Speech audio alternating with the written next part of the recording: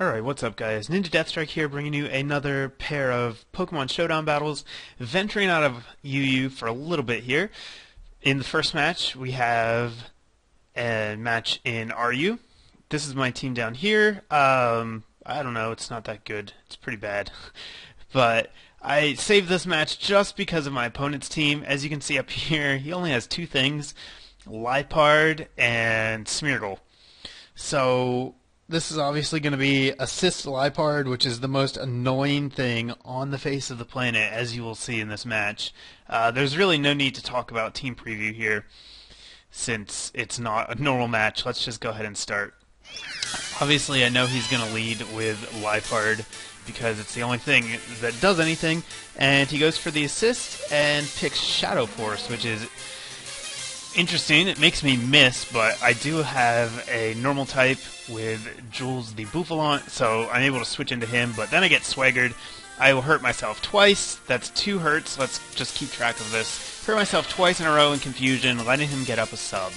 So I have to switch. I go into Killer Croc here because he has a priority move in Aqua Jet, so I'm at least able to break the sub, and then I go into Stalker the Scyther, but unfortunately, instead of going for the quick attack, I just go for the U-turn, and he goes for Shadow Force again and disappears. So this time, predicting the Swagger, I'm going to go ahead and switch out of Bouffalant, since I don't want him to get hurt again.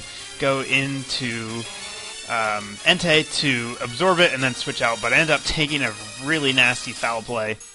Luckily, though, I do have Quick Attack, and he actually is forced to Death Fodder Smeargle here. Now, I didn't know at the time, but Assist still works even if your teammates are dead. So I thought as soon as I killed that Smeargle, it was game over, but nope. He's going to continue to do annoying things like Substitute, Swagger, and disappear with Shadow Force. So as you can see there, he still is able to use Shadow Force even after Smeargle goes down. Jules finally gets an attack off through the confusion here. That's the first one, and it does allow me to break his sub. So I know I can't stay in though, because I'm just going to keep hurting myself. Switch out to Burton. He doesn't take too much from foul play, but then he hurts himself twice in a row and dies. So I'm 1 for 5 on confusion, I think, now.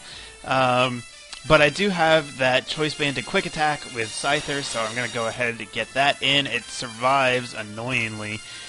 But at this point, I think I'm going to be able to take it out just because I have 4 things. I can Death Fodder 3 of them to get that Quick Attack off if I have to. I'm going to hurt myself again there, and then finally break through Confusion to take him down. So it took me 24 turns to kill 2 things. That's ridiculous. Assist Lipard is super annoying, and I hate it, but figured I would save the match just because it's kind of unique. So that's that. Next, we're going to move the whole way up from RU to OU with my first real attempt at an OU team that I've built myself. I'm going to be up in the top this time, so this is my team up here. As you can see, I'm running Sand.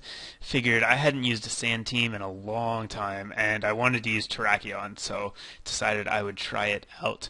My opponent down here at the bottom is running Mono Steel, which is strange, but I guess if you're going to run a Mono type in OU, it may as well be Steel. But yeah, all of his guys are physical. Empoleon can maybe be special attacker, but all the rest are probably physical. I suppose Lucario could go special as well. So I need to, I guess, burn them with Rotom. That's going to be helpful, and Terrakion is going to kill everyone, so that's nice. But I guess, yeah, I just need to keep those guys alive and try and damage his guys. So let's get into the match. He's going to lead with Scissor. I'm going to go ahead and lead with Jabberwocky the Tyranitar because I know he's going to be useless in this match.